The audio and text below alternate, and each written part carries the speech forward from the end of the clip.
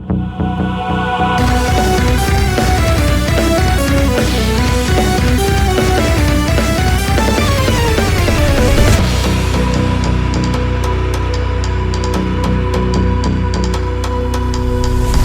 my friends, welcome to another episode of Layers. We're starting a brand new interview after the ones we did with Omnirod and of course Anubis Gate. And the next band on the list is Seventh Station. Yes, I'm very excited about this one because we're going to be talking about an album called Healed the Unhealed. An album that blew me away the first time I heard it years ago. And back then I was not working with these guys yet. Just to give you a full disclosure, I just heard that record. I was like, wow, this is freaking incredible. I want more of this. And then it turned out they were really nice people and we're now going to be releasing a new record, which is probably either out now or coming really soon because the new album by Seventh Station, or new EP by Seventh Station, gotta say this right, is coming out in February. So without further ado, let's go to the guys from Seventh Station and talk about Heal the Unhealed. Let's go. Hey guys, good to have you all here, and we're gonna talk about Heal the Unhealed and about the band and everything around that, but I figured this is the first time I have three people in front of me. Normally it's a one-on-one conversation, so I figured might want to do a little show of hands, like who is who and what do you do, and maybe Vidi, you want to start off with this? My name is Vidi, and I am the vocalist. So my name is Dmitri Alperovich, and I'm the guitarist. I am Eren, I am the keyboardist, all things sound design, video edits, production, co-producing along with my friends Vidi and Dmitri here. In this case, we're missing at least two guys who are at least helping out on the new release, the upcoming release, Yes. which we will also be talking about. I think it's safe to say that the three of you are the core, right? Like the core that that formed the sound of the band for the last couple of releases, right? Yeah, the creative direction and everything, yeah. So for those of you who have, for the viewers at home who've never heard of this band before, like what was the inception of this band? It's gotta be me. Mm-hmm. I started this in the Academy of Music in Jerusalem. I met there our current bass player Alexei Polyansky. We were all classically trained hardcore nerds, but always with a passion to different styles of music, which includes metal and all kind of styles. We wanted to imprint our actual knowledge of classical music into the, let's call it the non-classical world, to combine between them. And that's how we started. A few years later, Eren joined the band. He was a student in Berkeley. Actually, when I contacted him, he already was a student of Berkeley when I contacted him, right? And I flew then to the United States, to Boston, to record the keyboards of the first album, Between Life and Dreams, because I couldn't find a keyboardist in my country, which back then it was Israel. I started to search worldwide, and I saw Eren performing his orchestration of Dream Theater Octavarium. But he, 18 years old, little guy. I mean, he's quite a big guy, but he, 18 years old, arranged the whole thing and conducted and played the piano. And I like, wow, this is exactly who I need in this band. Somebody who is classical trained, but also likes not only classical music. So I flew to Boston, and since then we are great friends, and we went through our share of happiness. Awesome. And Vidi, 1 year later, we had some mutual friend that introduced me to Vidi.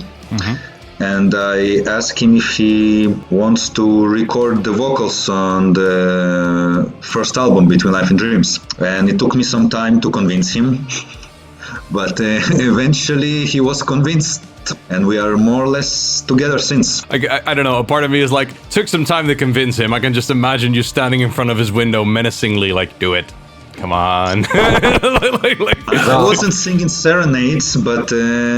Peter Gabriel on a jukebox underneath his window at night.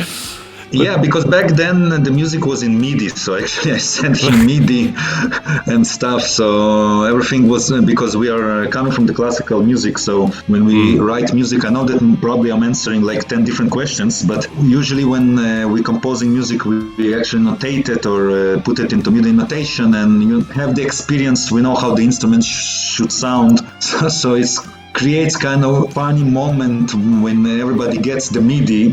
What it turns from MIDI to what it is in the end, the production is something completely different. Yeah, but we but already I get it. I get it used though. to It's, that. but it makes sense. I mean, this is like the thing that you were taught in school, so it makes sense that that would also be the first way to write new material, even if it's not necessarily classical material. It just makes sense to do the thing that you're used to. And also, it's a universal language, so it's relatively easy to give it to other musicians and, you know, have them play your stuff in that regard. Yeah, I totally understand Vidi taking his time for the agreement on the first record because it was a heroic effort. It's not your regular like standard album. I think it's very colorful and it was very demanding. And I can't today imagine the very first record without his voice on it because it's so characteristic and I think he did such an heroic effort on it. I'm glad he was able to be convinced. It actually made or broke the record because it was a demanding record and it came out for me still to this day beautiful.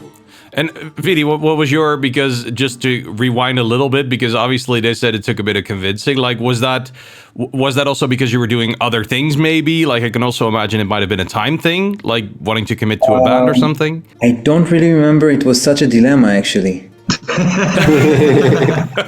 well, I can go too deep. You know me. I remember dates and stuff like this, but I think it's different interview.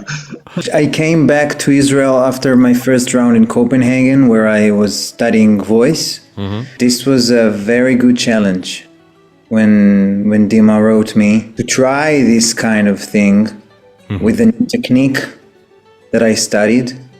I had to try, I had to give it a go, and we became good friends during this process. So this is how we continue to work together. Okay, that checks out, yeah. So I can imagine that the original spark, so to speak, is also like, okay, see if I can pull this off in a way, Yeah. like see if I can do it. Yeah. And is this a collaborative effort, or is it more like you bring in the first ideas and the rest elaborates on it? How does it work? Through the years, it became more and more collective effort because everybody having a freedom to add their knowledge and colors and expression to the music, because I do believe when you're dealing with music such as this, it's important other people that specialize in what they do contribute in what they do, especially when you're working, in my opinion, with top level musicians. I mean, worldwide. So who am I to say that, hey, no, I'm right, you're not? Best idea wins. I know that you heard this millions of times. I mean, usually I'm bringing the songs. I'm writing the songs and I'm writing all the instruments, and then in the pre-production we making the parts better. We're searching sounds together. If it's in the keyboards, in the guitar world, in the vocal world, Vidi is doing huge, great production of the vocals, lines of the coordination of the back vocals. So theoretically, yes, I'm composing it, but it sounds so amazing because of the production that everybody bring their uniqueness, their professionality into it. That's fair. And Eren, how would you describe, for example, Dimi drops a demo on you. What's the first thing you do? Ask why. Yeah. Well, I go through the notation as Dima and Vidi, and also our bassist Alexei is classically backgrounded. So am I. I grew up in the conservatory and learned classical piano, classical conducting, arranging, counterpoint, you name the whole thing. And of course, to be able to communicate in the same language from the classical world, I read the score and then I get the general idea. And Dima has usually just indications of directions of sounds or ideas or some things here and there. But of course, then it becomes a huge playground for me and for Vidi, I would like to believe. We just produce the basic tracks that are demo tracks, but not MIDI, but this time audio we recorded. And then I basically put it in a session and the world is my oyster. I go wild with the sounds, take the inspiration as it comes and go with crazy ideas. So does Vidi. And we influence each other a lot. From the ideas and little things that we put in the music, we bounce back and forth. Each time I deliver keyboards, it's a surprise for everybody. I think each time Vidi delivers a lot of different vocal takes and ideas of not just your usual lead vocals, but there's a lot of creative effects and personalities and characters that he brings.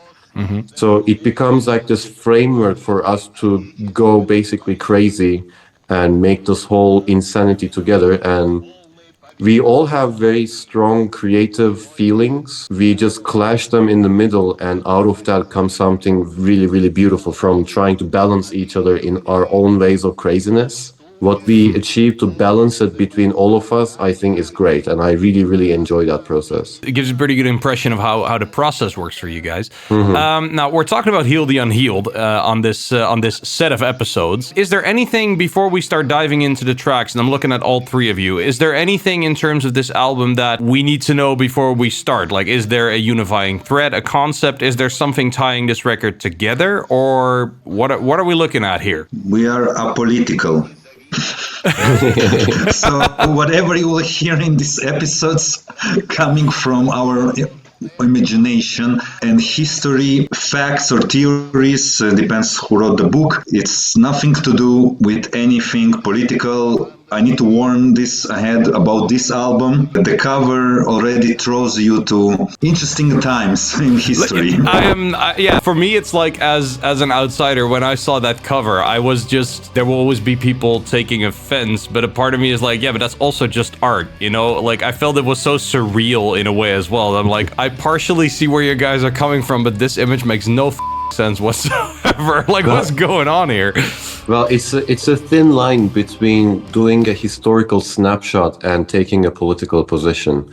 Right. I mean, a major part of the album, we are talking about something in the history about politics. Not to say that we choose a certain stance on these politics, but rather we look back on things that happened and actually finding interesting similarities between people in power and people personally in power about their own artistry. Right. And there's some interesting insanities or like personal things that come from the same source, but how it reflects on the world and what you do with that is very different. On a political side, we know what happened from the history, but in terms of from an artist, the album of course came out. But as you can tell, looking at the colors and the font and whatnot on the album cover, and Stalin and his late wife Nadia and whatnot, some part of the album is about Stalin as a political figure, but also a personal figure, as a human figure, and all the craziness and insanity and whatnot that he went through, directly connected back to some of Dima's personal experiences in life about psychology, panic and anxiety and whatnot. And there's again, very thin line about being in control of those feelings and doing something with that, but may or may not be destructive to the outside world. And then you can as well do some things with those feelings, may or may not be destructive to yourself as an artist. Right. So there's a very interesting connection there, and we try to paint a very honest and unopinionated version of the history about what kind of things took place, and that's mostly capturing the concept of the album with all the font and the image and whatnot. I kind of figured as much from an outsider perspective, because I feel that the moment you would glorify something, you would approach it differently. Like at least that's how I felt, because I get that you're saying, like, you know, it's not a political statement as such, it's more like an analysis. And there's like a lot of people in world history that did horrendous, horrible things, which still are interesting people to look at, even if it's just as an example of how not to be. You know, like we should never want to be a person like that. Vidi, how did you get in on this in terms of lyric writing as well, or like what was your contribution to this record in that regard? Like, did you really focus on just delivering the vocals and were the lyrics already there, or did you also have discussions about this? What was your contribution? We have had discussions about the lyrics or the concept of the record. I wrote the lyrics eventually. What I found interesting is the kind of a parallel characteristics between a tyrant and an artist. The entire megalomania. I really found it interesting. Paranoia, megalomania, self-esteem, panic attacks, power, control, losing control, all of these things as a tyrant, a political tyrant and a mass murderer on one hand, and on the other hand, an artist trying to write some ars poetic stuff, like an artist trying to write his next biggest masterpiece. I was looking for these nuances, and I was trying to emphasize it through both the vocals and the lyrics. Right. So there is a backstory to everything. The lyrics are much more abstract. It's not a linear line of, it's a linear storytelling. No, it's not in that sense a concept record with like the regular start to finish kind of thing, right? Okay, that checks out.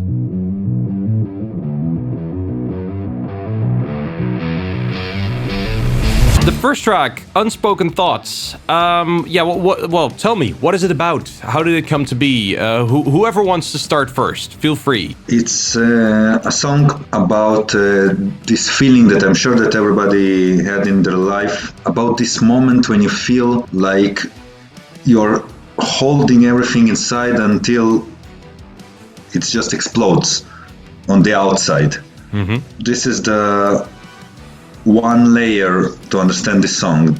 The other layer to understand this song, we need to understand that this album is talking about a lot also about panic attacks, because while I was recording with Eren keyboards in Boston again, mm-hmm. I went through my first panic attack ever, burnout in the airport when I was leaving Boston. It's very parallel to this feeling that all these things that all the pressures that all this period of the writing, recording, there were other stuff going on in my personal life, was keeping it inside, and it exploded.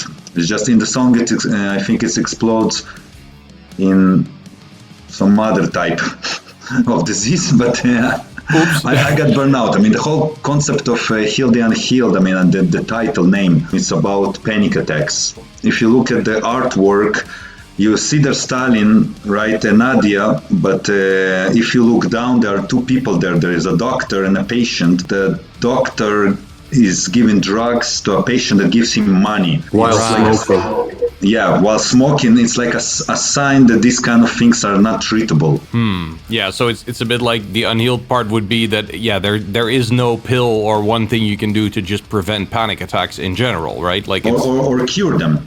No, exactly. So it's like, this is a fact of life now, and figure it out. Figure out how to live with it, basically. Yeah. So Unspoken Thoughts is just talking about the situations that you are just ready to explode, and you're keeping everything inside. I mean, that's how I always saw this topic. Maybe Vidi can elaborate on that more from the lyrics perspective.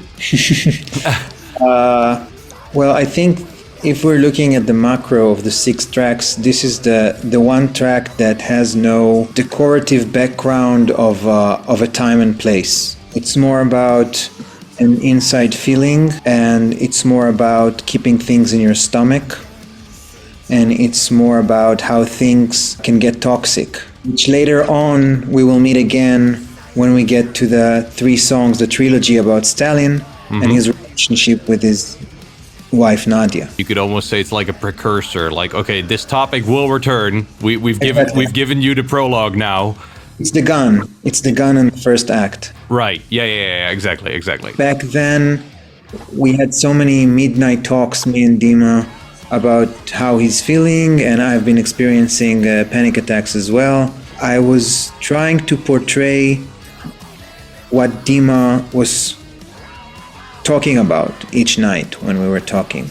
I was trying to observe this thing rather than use my own emotions, and to see where the parallel worlds meet between what Dima was feeling and what I was feeling. While in a way, it's also like translating someone else's feelings in a sense, right? I can imagine it's a bit like that as well. And then Eren, what was your contribution in this? Well, I mean, obviously, besides we were just talking about the process, but what were your thoughts on working on this track? While I agree with everything Dima and Vidi said, I also had long personal conversations with Dima about this, and I actually had similar conversations with a lot of people in a day and age where like self-medication and antidepressants and whatnot is handed out like candies. People are more and more unhealed than ever before. Anxiety, fear of missing out, not knowing what the future entails, and not knowing where you're going in your life is like this mental disease that always spreads, and everybody is somehow secretly anxious. And while I did not have a full-blown panic attack myself, I went through times of a lot of exhaustion and burnout and not feeling like I wanted to do anything. So we were having these conversations about, like, if you fry your brain, then you become like a deep fried meme. You're gone. If you're gone, then nothing else matters. You can only push and push and push so much.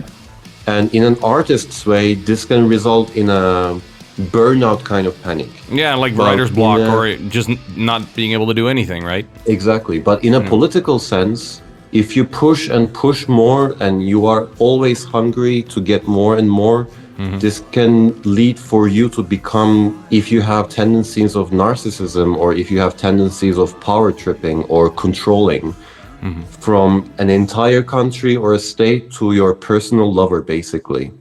Yeah. This is a very basic human condition that we all, whether we like it or not like it or want it or not want it, we have it.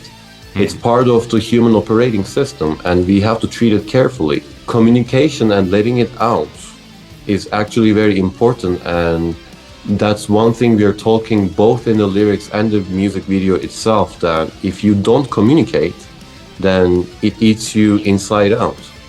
And for some part of the world, especially in the history and the time that we are talking about all this historical stuff, it was not as common for especially men who are part of families or they're married, let's say, to suck it up and just go on. And Yeah, be don't a talk man. about it. Shut Yeah. up, suck it up, keep going. Yeah, Yeah. and this is actually counterproductive Very to much is. what we are trying to do, and basically not being able to speak your thoughts or communicate them clearly, of course, keeps the poison inside you. And you can also see in the music video that this comes out as a poison from somebody's mouth. Yeah. That was. I wanted to. In Yeah. the forms of some imagery, but like Vidi also said, this is like a precursor about a regular person who's going through this, and then we go through a non-regular person in the Yeah. second track, and then so it begins. Yeah. I can see where you guys were heading with this, and it comes across. At least I think it really comes across. So so thanks guys. Thanks for the explanation on the first set of tracks. We will be back in 2 weeks with the next episode. We'll be looking at, well, more songs from this album, obviously. Thank you at home all for watching and being a part of this. Leave a comment below. Do whatever it is you do on the socials these days. I don't know. And have a great rest of your day, and we'll see you all again in 2 weeks. See you later. Bye.